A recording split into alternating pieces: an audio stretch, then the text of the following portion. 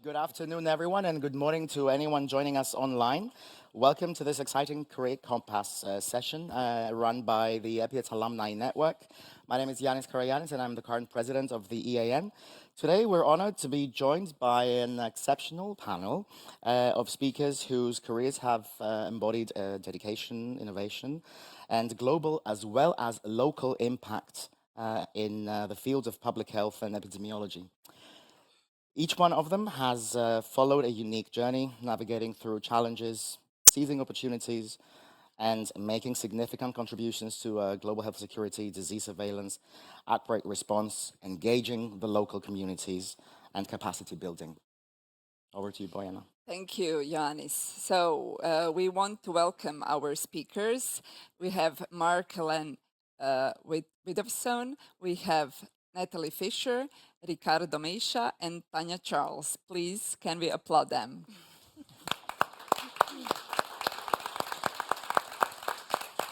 So before we start, we would like to set up some rules. You know that you can, this session is made for you. So we want you to participate actively. You can do that through the ECDC app.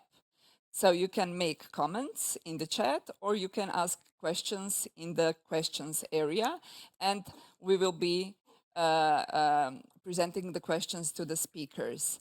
If any of you wishes to present your question in live, you can do it, but we would prefer to go it through the app. So, Ioannis? So over the next hour, or the time that we have till the end of the session, we'll hear about the career journeys, the decisions, and the experiences that shape them, and insights on how younger professionals can carve their own paths in public health. Whether you're just starting or looking to take the next step in your career, this session is an invaluable opportunity to learn from some of the best in the field.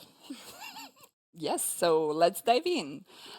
We would like our speakers to present themselves briefly, and we would like to start with Marc-Alain. Would you present yourself? Sure. I'm Marc-Alain Widdowson. I'm currently working at the lead of high-threat pathogens at WHO Europe.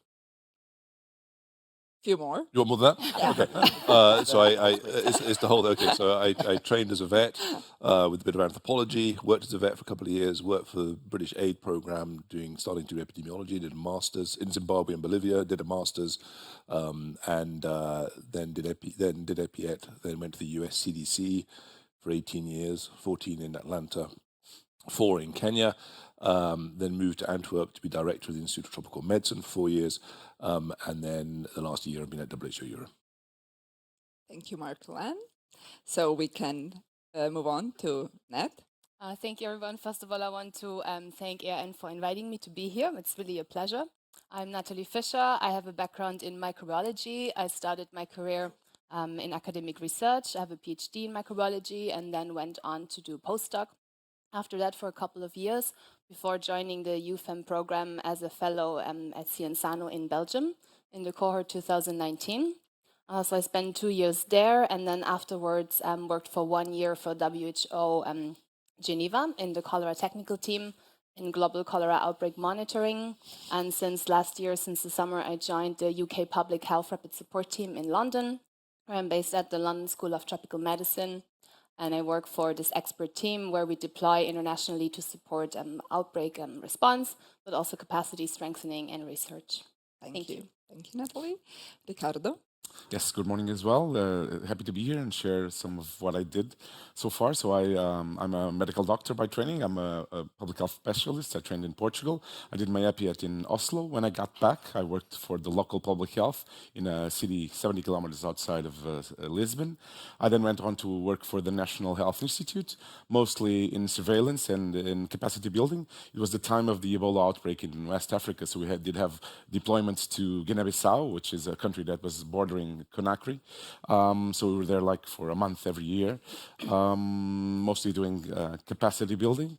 And so this is, let's say, the regular public health path, but I do other things outside of public health. I'm locally elected in public administration, so I'm a mini mayor. I think it's the easy way to put it, for a 46,000 district in Lisbon. And I work in production of mass gatherings. I teach as well, so it's a bit diverse. Diverse a lot. Thank you, Ricardo. Tanja? Yes, hi everyone. I'm Tanja Charles. I'm a principal expert in public health training at ECDC. Thanks for inviting me, first of all. So I'm a nurse. I have a background in nursing. I'm specialized in emergency care. That's where I used to work in Antwerp, in a big hospital in the city, in the emergency department. After that, I joined MSF, so Doctors Without Borders, where I worked several years in several projects in DRC, Chad, and Haiti. Then I got settled in Berlin, where I studied public health and epidemiology, and I raised a family. So then I didn't go back to the field anymore, and I decided to stay in Berlin. Then I did the PAE program, or PAE, the Opiate Associated German FETP. And then I stayed in the Robert Koch Institute in Berlin, where I worked 8 years in the Department of Infectious Diseases.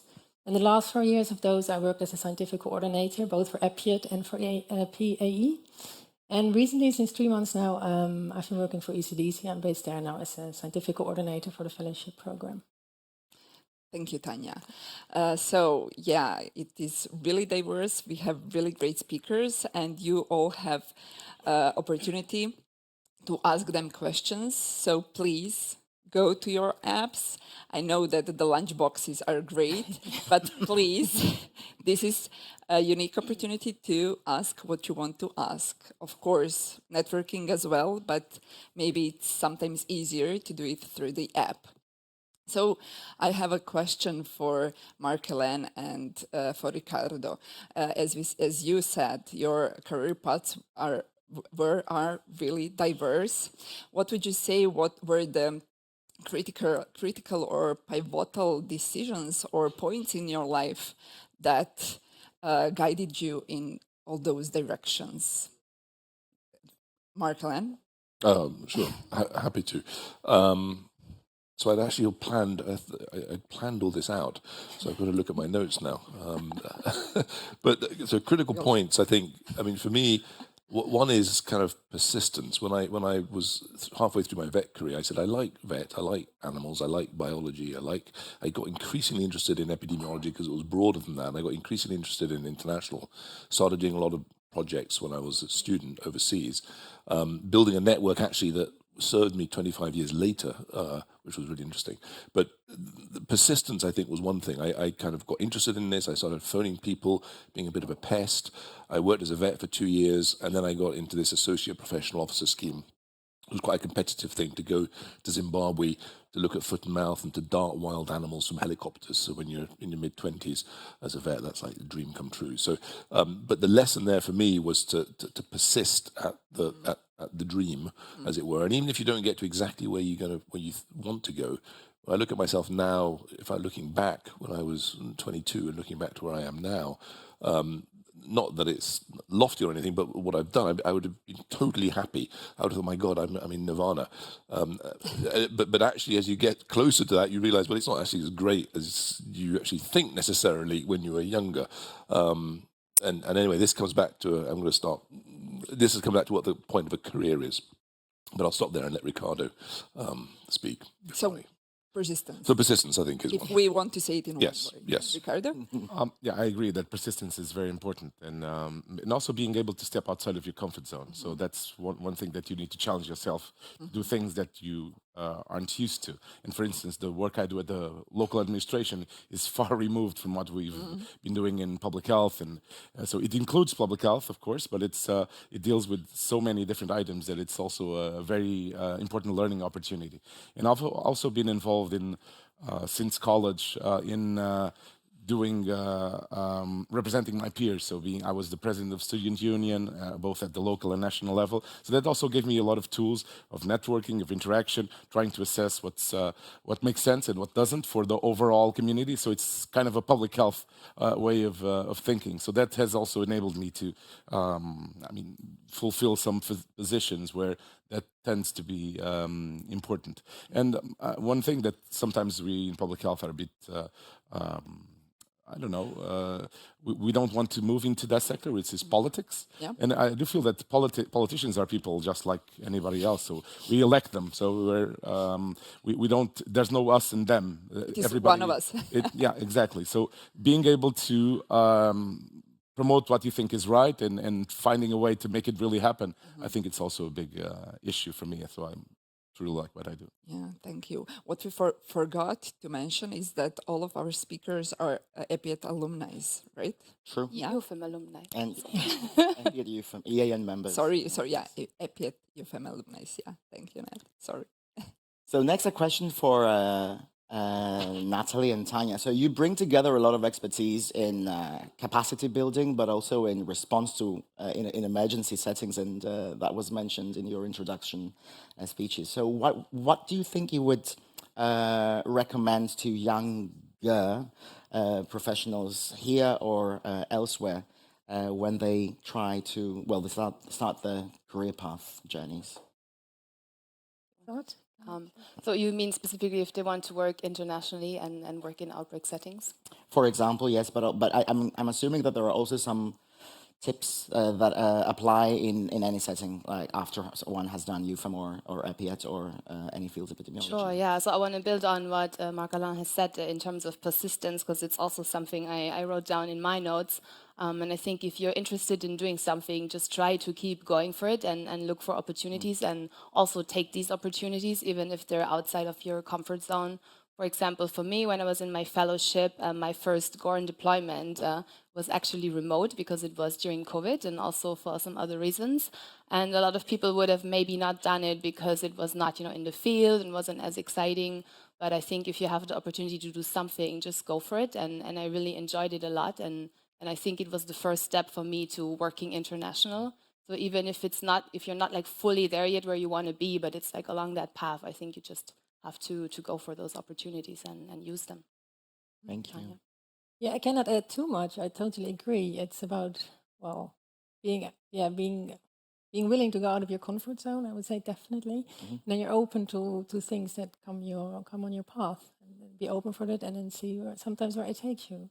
Yeah, and sometimes I have found also from my own experience that there are some job opportunities that take you a little bit outside of your comfort zone, but there is a lot that you can identify with. So it's a safe step in many quotation marks. Okay. I think that's important that when I move jobs,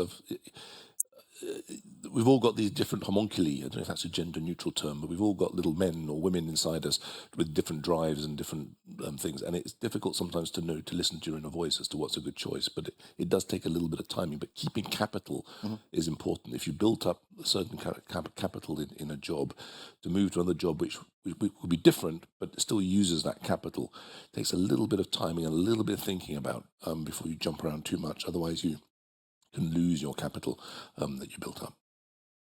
Thank you. So we have been receiving really interesting questions. Thank you for your contribution. So the most voted question for now is from Bridget to all of the speakers. What are your thoughts on having a more generalist competency in epidemiology versus being specific health issue expert or being expert in a given technical skills in approaching our career objectives?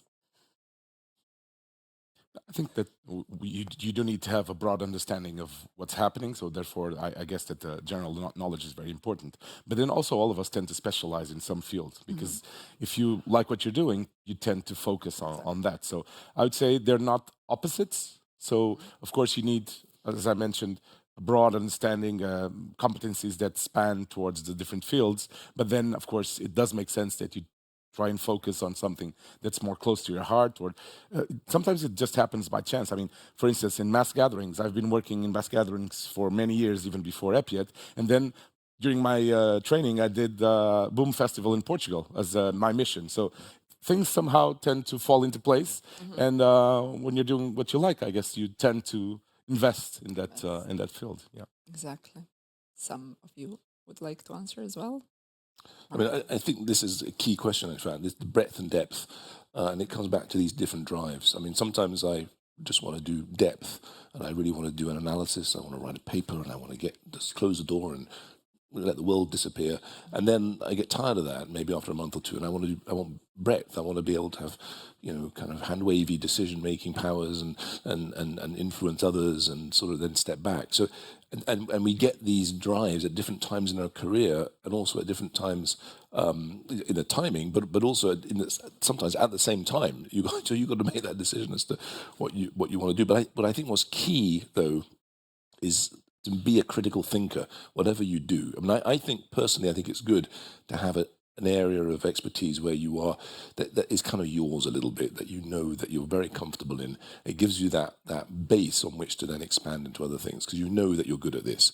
And what is being good? It means being critical thinking. It means having a strong opinion about things, not worried to speak out, and also writing stuff down, publishing, writing ideas down, collaborating with others. I think being a critical thinker and a critical collaborator, I think, is a key way of advancing that little expertise that you want to develop as a core to then build out from. Thank you. Can I Yes, add Nat, something? please. I think it's a really good point because, for example, in emergency settings, I often see that there are, of course, many challenges, but one of the biggest challenges is often collaboration and coordination and how the different response pillars are working together or even talking to each other. So I think having people who have a range of different expertises and know maybe not just one thing in depth, but different topics can be really helpful. And for example, for me, I really enjoy having the microbiology background, but then now working in epidemiology and surveillance, and it's often immensely useful to be able to talk to the both sides. And I've seen that also when I was in the fellowship, that often EP and lab, they don't communicate well. So having kind of like people who can bridge these gaps, and not only for these two pillars, but maybe also for social science or RCCE. So having a multidisciplinary background, I think, is really needed. And I'm also happy to say that I feel it's more and more valued now by other people when you apply for jobs. So don't be afraid if you don't fit like just into one pocket and you're not the 100% expert in one thing. I think it's going to be more and more needed in the future. Yeah, that is really good suggestion. Yeah, a lot of us always think, am I good enough in that area? But yeah, you're sometimes the capability to do multitasking is also okay. Yeah, we have a great questions. Sorry, Tanja, do you want fine. to? No, Yeah, no, please. I just want to add, well, of course, we don't know which professions will be needed in 20 years, so it's difficult to specialize on that. We know some fields, but I think it's good to start broad. It's kind of natural. Like now you go into the field, and then you'll find some area that you find really interesting, and then you kind of specialize yourself in that, while, of course, staying open-minded for other fields. But we do also need experts, I think, in some specific topics. So that's in the end, but in the beginning, yeah, good broad. it goes. Yeah. Yes. So the next question is from Nieke. I think, sorry if I didn't pronounce it right. How can you be internationally involved without relocating to another country? For instance, when your family does not want to move or cannot move. I think it's a really good question, right? So it's hard. Well, nowadays it shouldn't be as hard as it was before. Okay. Right? I mean. Sorry, I'm just. Yeah.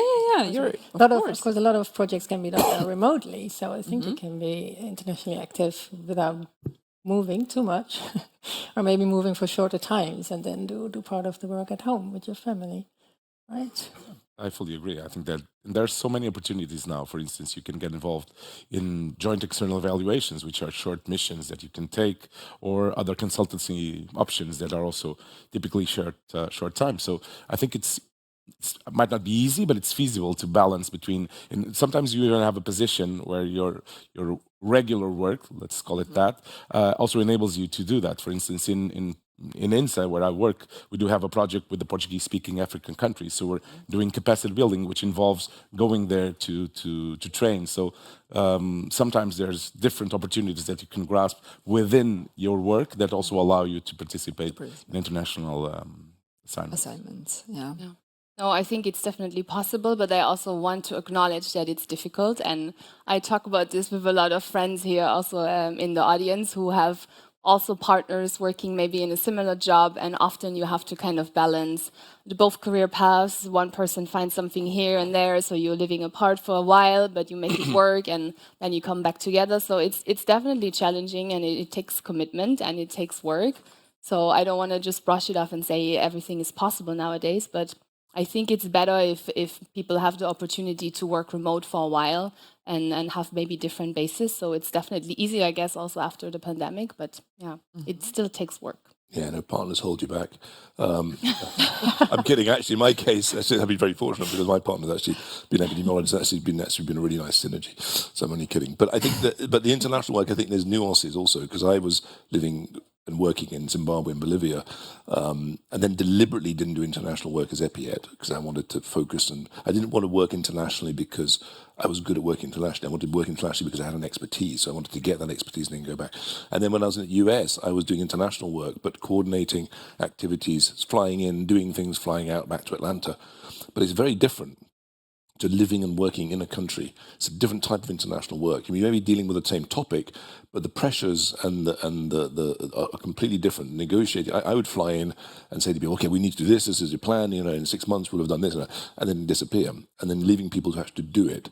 And when you're living in the country, and I did for 4 years afterwards, you know, you realise that it's a different type of job. You know, you have to get in a car, you have to drive 2 hours in traffic in Nairobi, and the minister's not there, and you have to drive back, and so it's whereas when you're in Atlanta, you send an email and it all seems beautiful, but it's a different type of work as well. So just to be aware that there's Yeah, but those were examples of omissions.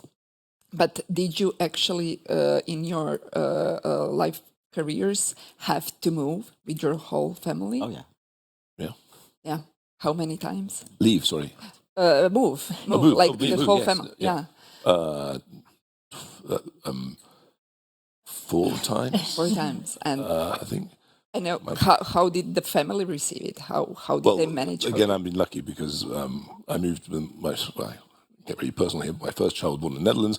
We then moved to the US. I had a job. My wife then in the same field. If you've got a partner that's in the same field, it helps. By the way, people say that it's competition, but try to find a partner in the same field because it really, really does help. So I went to the US and found my wife got a job and was very successful in that. And then we moved to Kenya, and she also had a job, and that was interesting. We've always worked very well together. In RIVM, she had a job in the next office next door to me when I was EPIET. So we've been actually extremely lucky.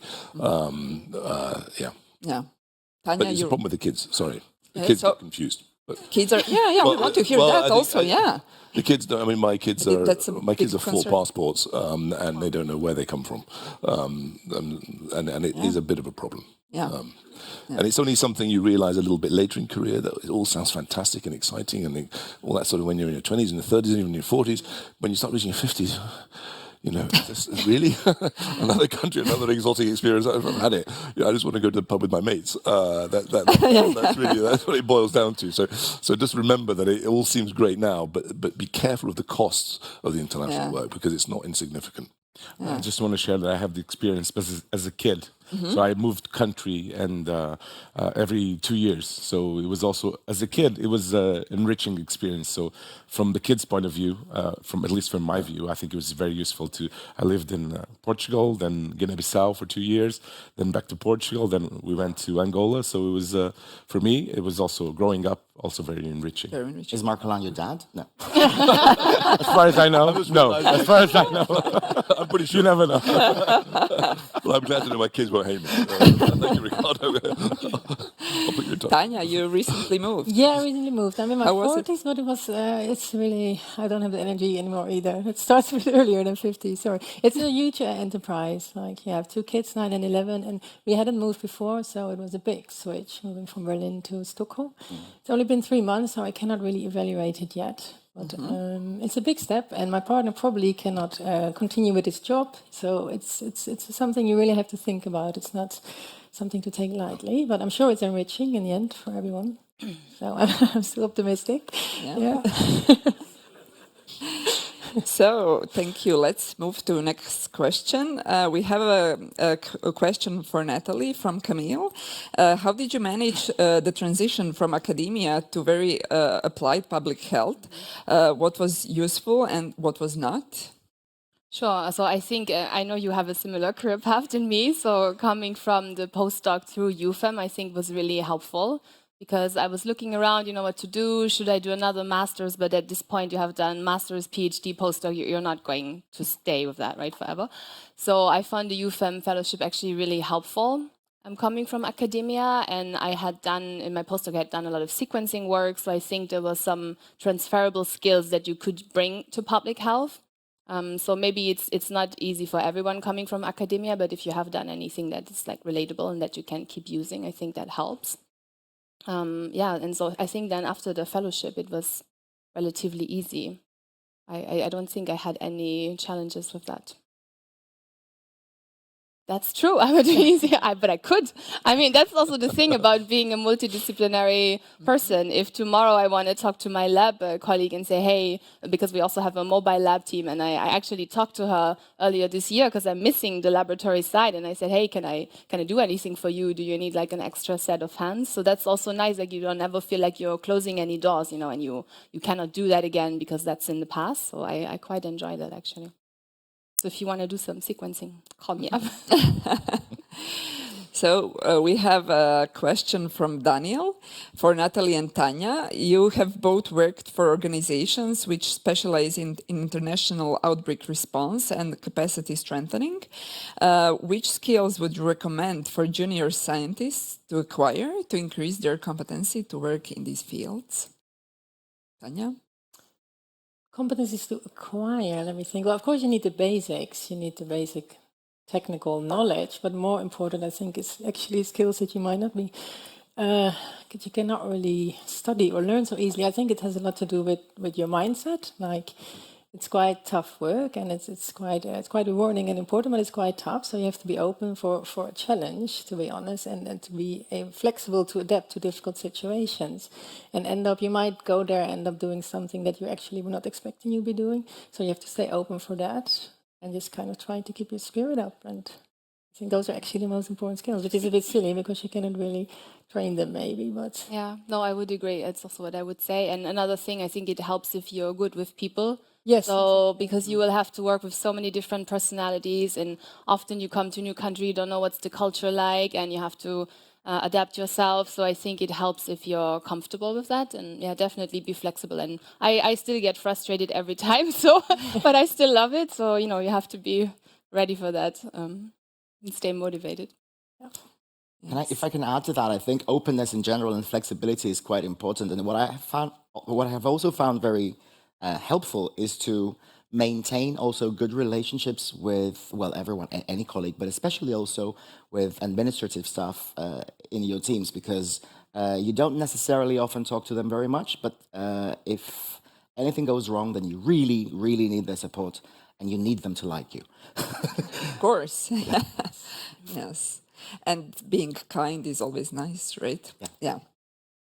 Okay, so we have a question for all of our speakers from Raquel. Can you tell us your experience in EPIAT training? Do you recommend it? Now let's hear it. Who will say no? I do it all the time. I do recommend my colleagues and people who are working in public health, if they are interested in infectious disease control, they should apply for the program. For me, it was a very interesting experience. I was 2 years at Oslo, and the network I've built, this network, is very important, both on the professional side, but also on the personal one. So I'm very happy to count on so many friends from the network. So that was also a growing opportunity for me. And also, I have to say this, I didn't realize I didn't understand epidemiology until I did the program. And I had done my public health training and the medical degree. So it really adds skills to what you are doing. So I fully recommend the program. And what I also say is, if you can, because sometimes now you have the MS track solution, but if you can, do go elsewhere to do your training, because it will surely enable you to know much better a different reality. So therefore I would advise you to do the EU track if you can. I agree. Thank you. Others? I Want agree to with add Ricardo. something? I think for me it was pivotal for several reasons. One, it was interesting and content-wise. I worked with Madame Koopmans, and we did a lot of viral diarrhea stuff, and that got me to the ECDC. It also converted me from being a kind of a vet who'd been doing stuff in capturing vampire bats in Bolivia to somebody who was much more mainstream into public health, and I think that opened up a lot of doors. And then the network, as Ricardo says, is fantastic. I mean, I haven't been for an escape for 20 years, and I'm bumping into people that, and that bond is the same bond almost as you have with school friends. You know, you're immediately at ease. And in fact, some of the people have, a part of my professional network that I know have been helpful in projects and jobs and whatever in the past. So that network is at the time and matures and continues if you foster it for the rest of your career, and it's tremendously valuable. Among other networks, but that whole networking concept, I think, is one which I think is a key component to any career. Yeah. So, Tanja, Nat, something to add, or we can move to Just yes, do it. yes. Okay. So we have a question from Sophie. What are career pitfalls you see in your field? What are mistakes you made or have seen others make in your or their careers? It's for all of you.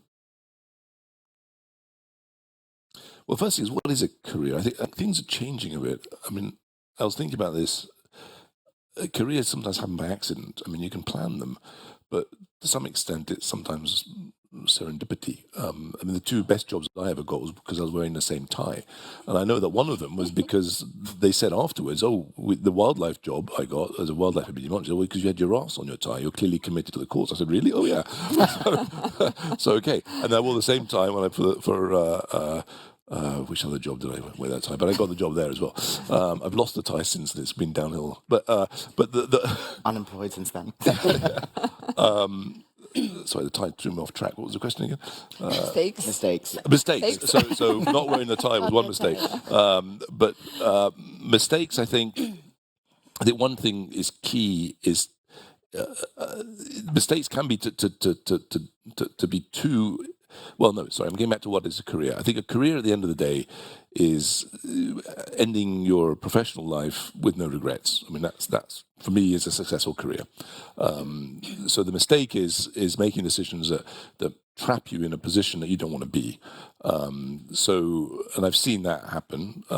So making sure your options are open, and that's what I've tried to navigate, so that you have different options and do things that you want to do, and fill these little drives that you have at different types of make sure that you're able to do that, so you don't end your career thinking, I wish I'd done this, I wish I'd done this. But it's a challenge at the same time, and I know that I've missed out on things because of the timing issue. I mean, how do you get to do all this? And sometimes it's a conflict. So, and that leads to lack of focus. So early in my career, I think I was too greedy to, I want to do this, I want to do that, and I was expressly told, you're lacking focus and it's going to do you down. So I think that doing what you love is important, but also having a degree of discipline as to focusing on things one at a time and not getting too over enthusiastic. Or to have someone who will focus you.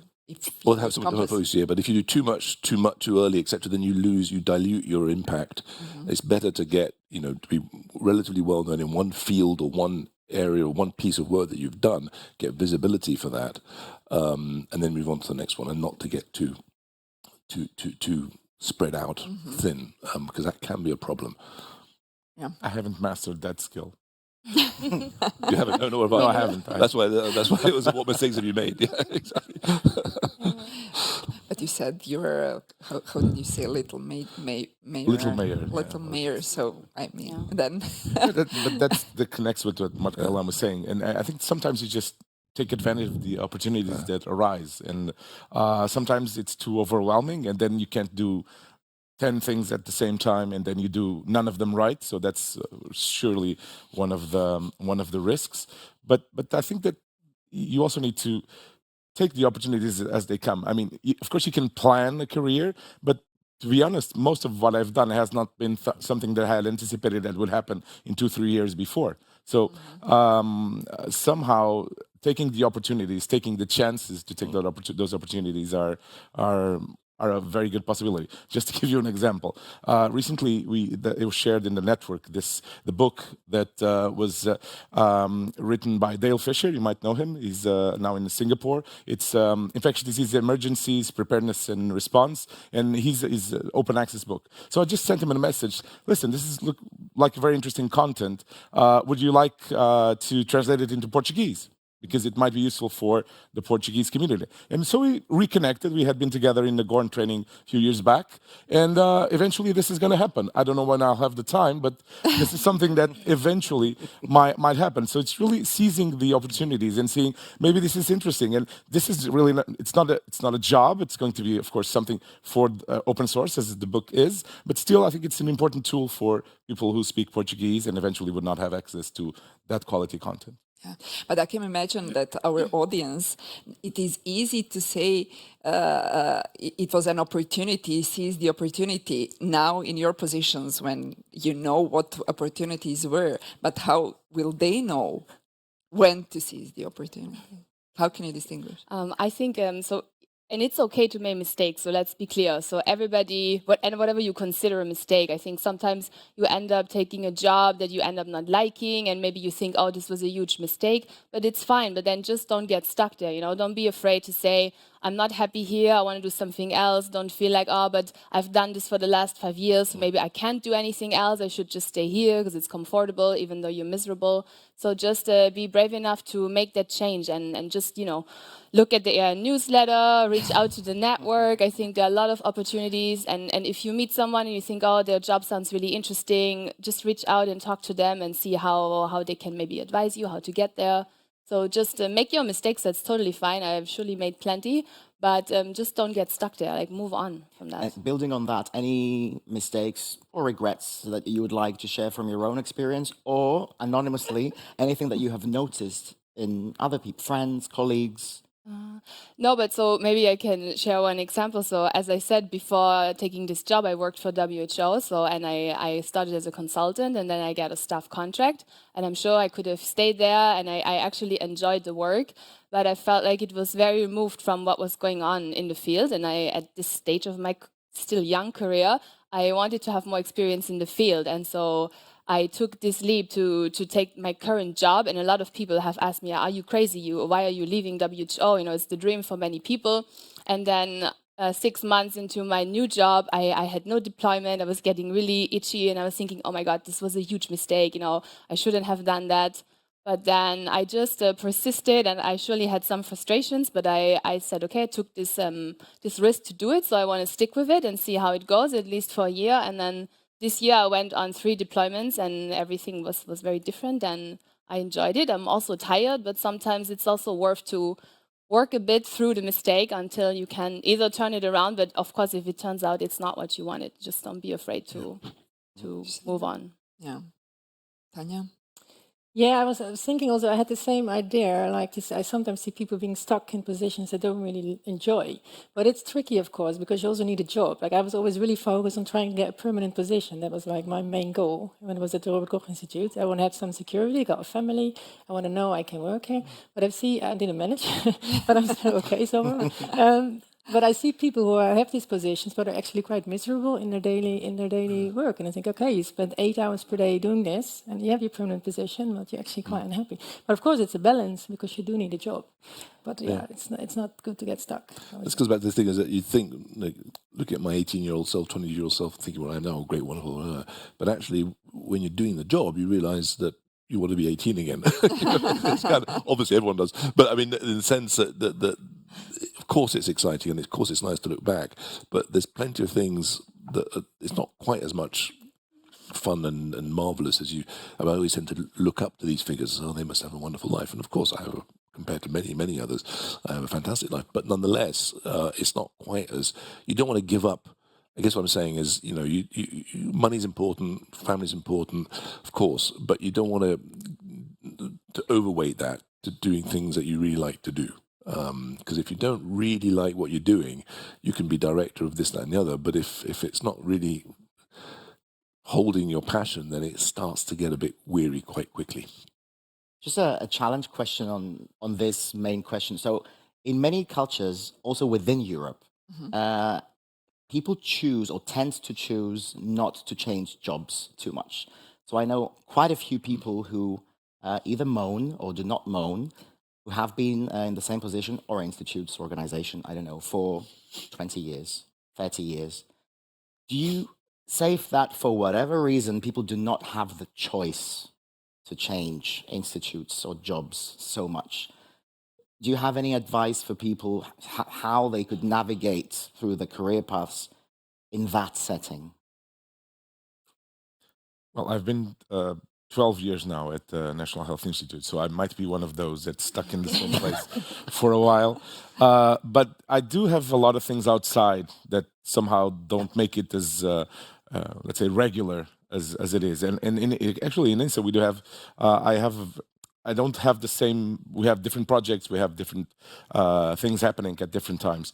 So somehow and this might be a trait from myself, but I do several things at the same time. So I teach, so I have projects, I'm a political position. So I was the president of the Portuguese Association of Public Health Doctors. So it's quite diverse, even within the main position that I have. I'm now half-time at the institute and half-time at the local administration. So it's also, despite being there for 12 years now, it's still very challenging because we do have different things happening at different times. So, but still, I don't think people should feel stuck anywhere. And they should be, I mean, we have a set of competencies that's very appealing. So don't be afraid to start over. I think that's not a problem. Even if you need to start from the basics, I think we all have a set of skills that enables us to do that in very easy way. And we do have this possibility of doing short missions, for instance, and then you can give it a go and see, well, if it doesn't work out or don't feel comfortable, then you probably can find a more regular position. So, yeah. So you can spice up your life with some little things, although you are on permanent job. You can grow this way as well as this way, as it were. I mean, when I was at CDC, I was offered a senior job, and I'm not sure I want this. I went to see a guy who I really respect, and he was nearing the end of his career, and he said, "Look, for my whole career, I remember the words, I've avoided the vector upwards," which is basically when you're in an institution, actually, it may not be a problem that you're not going up. It may be a problem that you are going up, and that naturally you kind of drift up into positions, and you find yourself in a position that you don't necessarily want to be in. And so he had done, as many had done, and it's not always the case because you need to have an opportunity. But it comes back to expertise. If you've got a certain expertise, you can grow. You can be on panels. You can be on heads of associations, president of various professional organizations, and you can really have a very rich and fulfilling and visibility outside of your permanent job, but keep your permanent job at the same time. That's a good advice. Yeah. So, Marc-Alain, you said stop looking back. We have a question from Max. Looking forward, what do you think would be the next change or step in your careers, and how do you get there? Do you plan something? Me first? Okay. Next step in my career, I don't know. I mean, I think that next step in my career. I mean, I have, as I've mentioned a couple of times, these different drives at different times, so I realize that I like outward facing things. I like collaborating outwards. One of the reasons I moved is because I wanted more of a global role, more of an impactful role, more of a technical role. So I don't think WHO Euro will be my final job. So I will probably stay with WHO for a while. but I think what I would do is, from my personal perspective, I'm looking around, seeing what's out there, speaking to people, maintaining that network, and seeing what kind of floats by, and maybe grabbing it. It may not be the perfect opportunity, but it'll take you to places that you don't know, and they could be really exciting and open doors that you never suspected. Yeah. Tanja? Someone else planning something? I have a boring thing on my to-do list. Like I do a wish list every year, and it's been there nice. for a few years now, which is doing a PhD. So it's really boring. So it's not really, because I teach. So then it's sort of a requirement. Requirement, so. yeah. Okay. Yeah. I mean, I'm asking myself this question a lot, so I don't have a good answer. I was afraid of this question, actually. No, but yeah, I think what you said, I always like network, talk to people, see what other people do, and if there's anything that interests me. I think I want to explore a bit more other organizations. I've been toying since a long time with working for MSF, so maybe eventually I will do that. I don't know. But I think what I found useful, and I realized the last year, because I changed jobs a lot, and I started to think like more about how I want to work. So not really what I want to do, which pathogen or which topic or whatever, but more like what's important to me in the place I work. And the more jobs I had, I realized that's much more important to me in being happy in a job, like having a good boss who supports you but leaves you the freedom to work independently, having like a nice team, working collaboratively with your colleagues, sharing experience with people who have different backgrounds, coming together, working internationally. So I think as I advanced in my career, I started thinking more about that, like what is like the environment and the context I want to work in, and not so much like where is it or what's the topic. And and I will try to look more for that when I look for the new job. But I also find that sometimes it's difficult when you're in a job interview because you don't have opportunity to find out about these things. It's usually very technical, and maybe at the end you have 2 minutes where do you have any question, but you can't really ask you what's the culture here. And I found, for example, before the pandemic, often when I was in academia, even for postdoc, I would often go in person to an interview, even flying to the United States or something. And you meet the team, you met like people in the lab, you had more opportunity to talk with people and see how is the atmosphere. And now that you have all the interviews online for 1 hour, I find that is actually challenging. Maybe not so much for the people who interview you, but for you looking for a job, I find it difficult. So you never know what you're going into. And I don't know if it's going to change back to meeting people in person, but I think it's something that I'm missing when I'm looking for a new opportunity. Yeah, and maybe for Tanja also, it's a little bit. It's fresh. It's soon fresh for that's what I asking, wanted and maybe, to say. This is maybe there's a conflict of interest. We're at in Stockholm. However, could you Confess. could you imagine what's next? Not necessarily imminently. Yeah. But No, I just changed, and I'm really happy where I am. So I hope I can stay there for a long time. So no, I've not thought about it. I do always fantasize when I'm older even, to maybe become a primary school teacher one day when I'm too old for this field. So. That's nice. But this is something it's kind of a dream. Yes. Yeah. I hope to stay here for a while if everything works out. But teaching is Teaching, exactly. It's kind of connected. I love working with people. Teach now, And I'm not really teaching, I'm more mentoring. I don't Okay, I got but in much a to way you're teach to the showing- people here, but yes. I'm kind of working with people. That's for me the most important. Nice. Exactly. Yes, nice. So once more, thank you for all your questions. We will skip some of the most voted because in a way we already answered them, but we have really interesting question from Lisa. So it's in our lives, it's not always about working part of the day. We have like the other part of the day, right? So what do you do to wind down after work hours? How much free time do you have? What seem to be quite busy careers? So how do you, work-life balance? How does it go?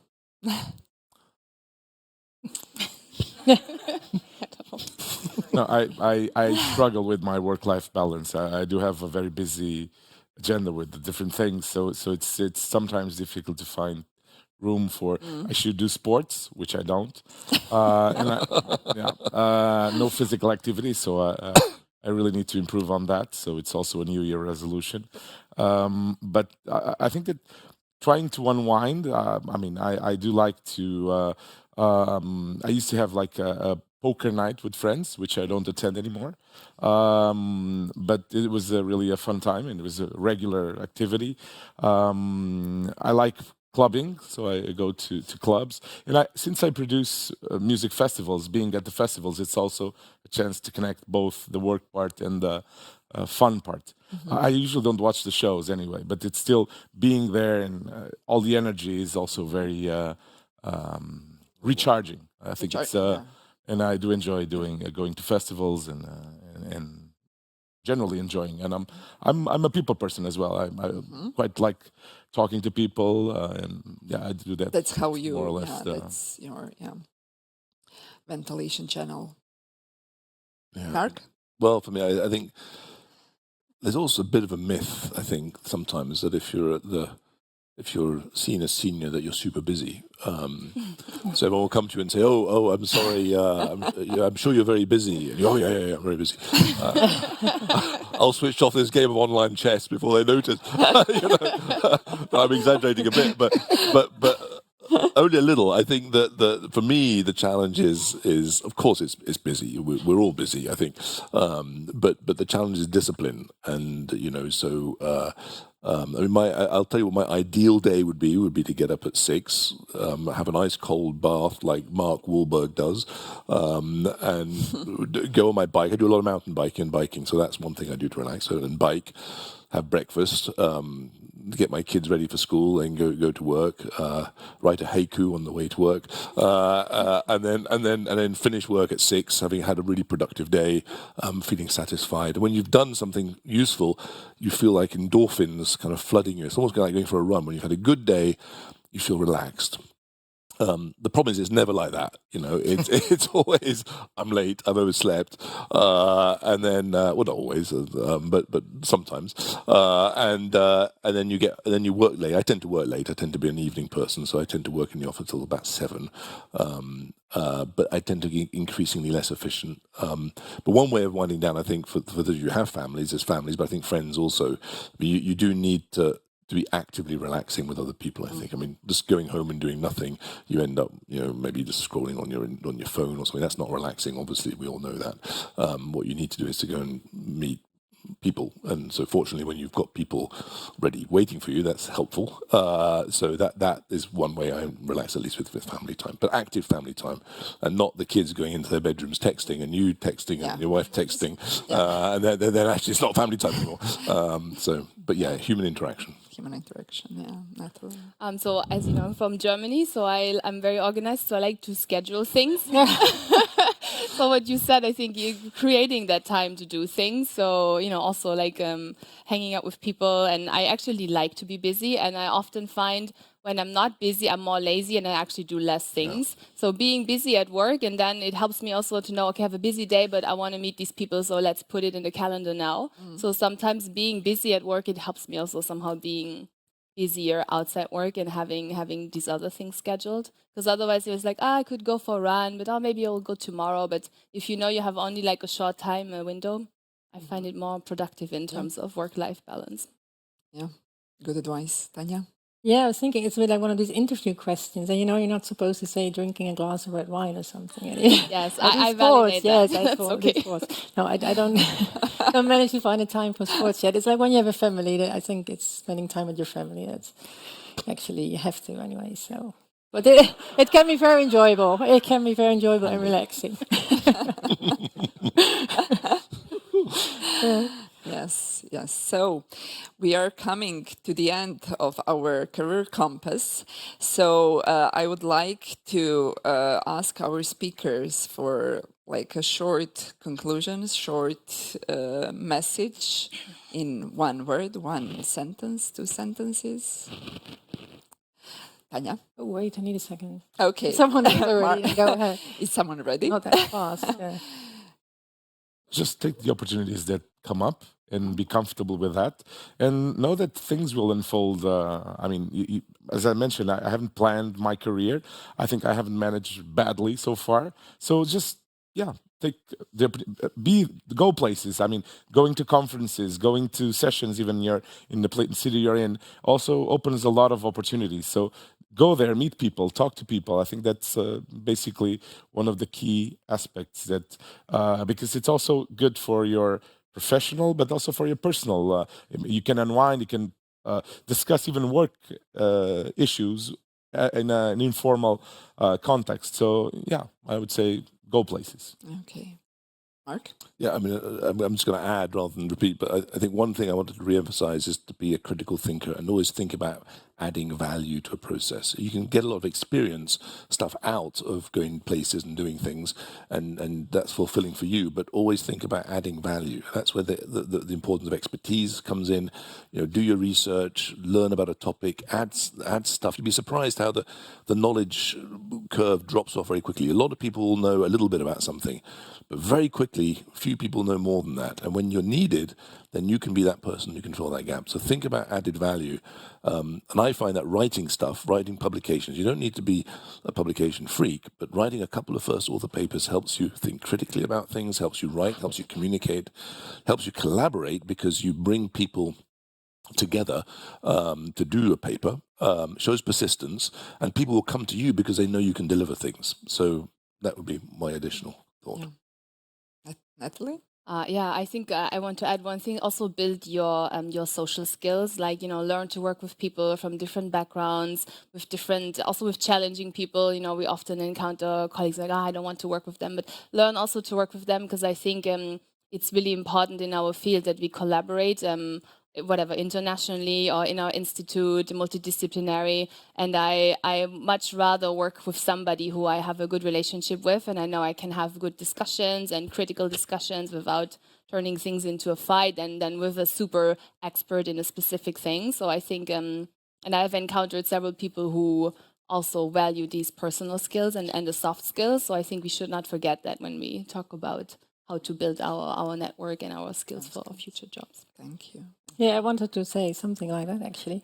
I also think that is much more necessary than people think. So stay nice. It's anyway nice when everyone's nice, then we have a nicer world. But it's also, you never know how it will come back to you, or just stay friendly to people, stay open and network, and then seize opportunities when they pass by. And they will come. They will come. Yeah, they will come. Thank you. So, Ioannis, before you close, I want to thanks to our audience to contributing with really great questions. We are continuing our networking, and I want to remind you that in the Skyde app, you have a photo icon with which you can scan QR codes, not QR, but those barcodes, and they at that moment the contact from the person you scanned will be imported into your app, and when you come back home, you can export it in Excel files so that your networks stay in your computer. So, Ioannis, Just to close. say thank you. Just to say thank you to all the speakers for their time today and their insights. Based on their experiences so far. And a very warm thank you, as you said, also to our audience, on both online and in person, for the questions.